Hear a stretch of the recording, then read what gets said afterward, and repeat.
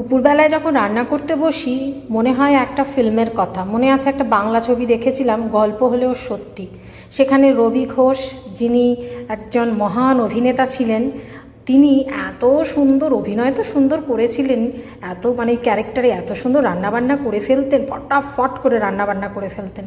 আমার মনে হয় কি ওরকম যদি একজন কেউ আমার থাকতো, হেল্পিং হ্যান্ড, তিনি যা চাইতেন আমি তাই তাকে দিতাম। এই যে নিয়ম করে জল খাবার, দুপুরের খাবার, রাতের খাবার বানাতে হয় না, মাঝে মাঝে সত্যি বড্ড বিরক্ত লাগে, কিন্তু পরিবারের কথা ভেবে করতেই হয়। আমাদের ওখানে তাও হোম সার্ভিস আছে, হোম সার্ভিসে বলে দিলে খাবার দিয়ে চলে যায়।